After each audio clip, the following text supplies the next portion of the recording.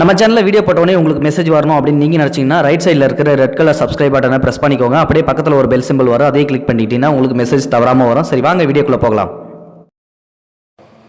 ஒரு பெண் தன்னுடைய ஒரே ஒரு மகனோடு வாழ்ந்து வந்தால் அவளுக்கு ஒரு கண் பார்வை கிடையாது.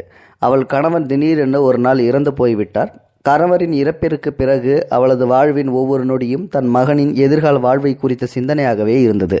தன்னிடம் இருந்த சொத்துக்களில் ஒரு பகுதியை விற்று மகனை ஒரு நல்ல பள்ளியில் சேர்த்தாள். மீதி சொத்தை தனது மகனின் கல்வி தொடர்பான செலவுகளுக்கு தயார் செய்திருந்தாள்.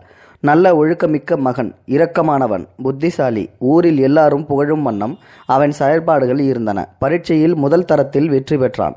இந்த செய்தியை அறிந்த உடனேயே அந்த தாய் ஆவலுடன் பாடசாலைக்கு சென்று மகனின் வகுப்பறையில் எது என அறிந்து அங்கு சென்று அவனை வாரி அணைத்து முத்தமிட்டாள். என் செல்வமே, முதல் தரத்தை பெற்றுவிட்டாய் என்று இறைவனை புகழ்ந்தாள். சந்தோஷத்துடன் வீடு வந்து அவனுக்கு பிடித்தமான உணவை தயாரிக்க ஆரம்பித்தாள். மகனின் வருகையை எதிர்பார்த்து விழிமேல் விழி வைத்து காத்திருந்தாள். மகன் வந்தவுடன் வாஞ்சையுடன் அருகில் சென்றான். ஆனால் மகன் முகத்தை திருப்பிக் கொண்டாள். தாயுடன் பேசவே இல்லை. நேராக அறைக்குள் சென்று படுத்துவிட்டான். அவளுக்கு ஒன்றுமே புரியவில்லை. பதற்றத்துடன் ஓடி சென்று என்னவென்று கவலையுடன் கேட்டான்.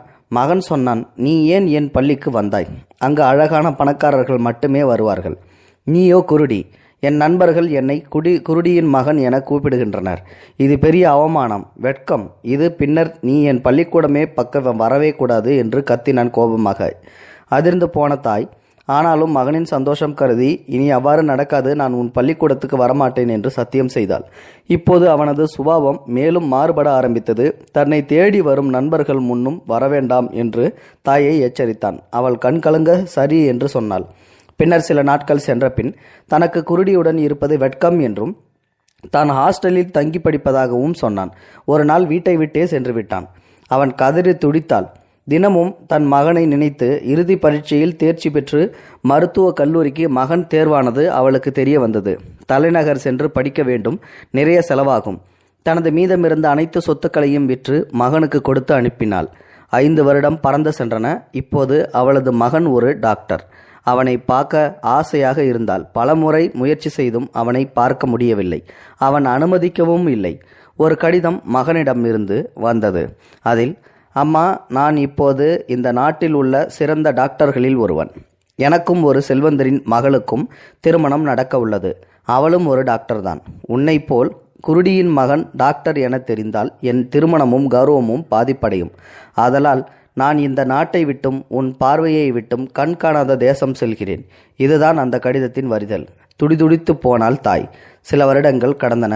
முதுமையும் வறுமையும் அவளது ஒற்றை கண்ணுமே அவளிடம் எஞ்சியிருந்த சொத்துக்கள். பசியின் கொடுமையின் காரணமாக ஒரு பணக்கார வீட்டில் ஆயாவாக தினமும் வேலை செய்து வந்தாள் அந்த தாய். அந்த வீட்டின் எஜமானி இள வயதுடையவள், நல்ல இலகிய குணம் படைத்தவள், இறை பக்தி மிக்கவள். அவளும் ஒரு மருத்துவராகவே இருந்தாள். இந்த தாயை தனது தாயாக நேசித்து போதித்து வந்தால் எல்லாம் நன்றாகவே நடந்தன. அவளது கணவன் அமெரிக்காவில் இருந்து திரும்பி வந்தான். தனது எஜமானியின் கணவர் வருகிறார் என்பதால் வாய்க்கு ருசியாக நல்ல உணவுகளை தயார்படுத்தி வைத்திருந்தாள் அந்த குருட்டு தாய். வீடு வந்த அவளது கணவன் சில நாழிகைகளின் பின்னர் சாப்பிட அமர்ந்தான். உணவை ஆசையாக வாயில் அள்ளி திணித்தான். திடீரென்று அவன் முகம் மாறியது. கருமை அவன் முகத்தில் சூழ்ந்து கொண்டது.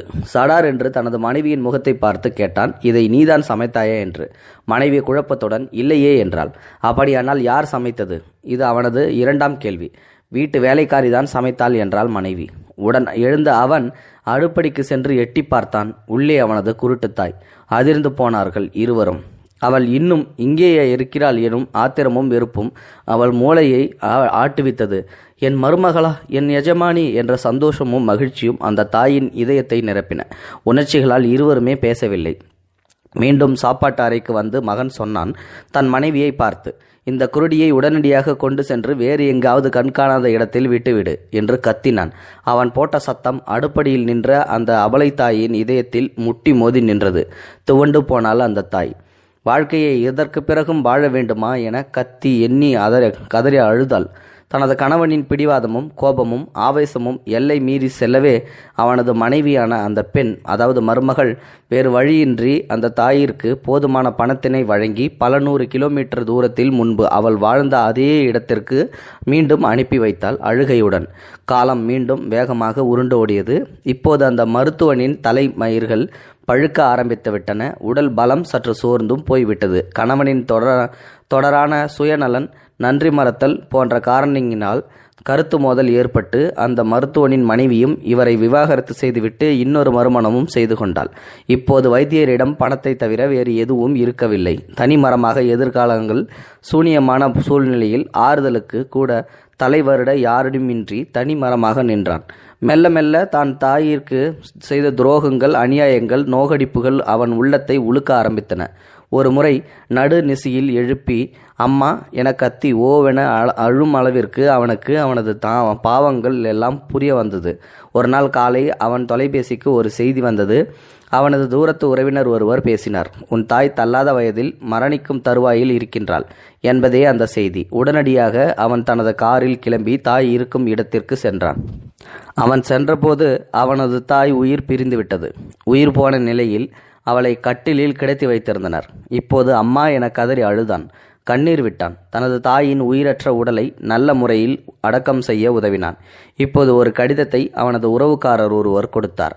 தான் மறைந்த பின்னர் மகன் வருவதாக இருந்தால் மட்டும் இந்த கடிதத்தை கொடுக்குமாறும், இல்லையென்றில் என்னோடு சேர்த்து இந்த கடிதத்தையும் எரித்து விடுமாறும் தாயார் கடைசி தருவாயில் வேண்டிக் கொண்டதாகவும் அவர் சொன்னார். பிரித்து படித்தான். அவன் கண்களில் இருந்து வழிந்த கண்ணீர் அந்த பாலைவனத்தையே சகதியாக மாற்றியது. அந்த அளவுக்கு அவன் கண்ணீர் வந்தது. அதில் இருந்த வரிகள் இதுதான்: அன்பின் மகனே, எனக்கு தெரியும் என் உருவத்தை பார்ப்பது உனக்கு ஒருபோதும் பிடிக்காது என்று. அதனாலேயே எனது மரணத்திற்கு பிறகு நீ வந்தால் மட்டும் இதனை கொடுக்கும்படி சொன்னேன். மற்றபடி உன் மீது எனது அன்பு என்றுமே மாறாதது. இது இறைவனுக்கு மட்டுமே தெரிந்த விஷயம். மகனே, நான் குருடிதான். உனக்கு குருடி தாய் இருந்திருக்க கூடாதுதான்.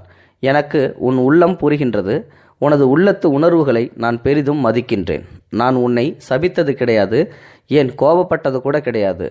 எனக்கு ஒரு வாழ்க்கை வேண்டும் என்று இருந்திருந்தால் நான் இன்னொரு திருமணம் முடித்து நன்றாக வாழ்ந்திருப்பேன்.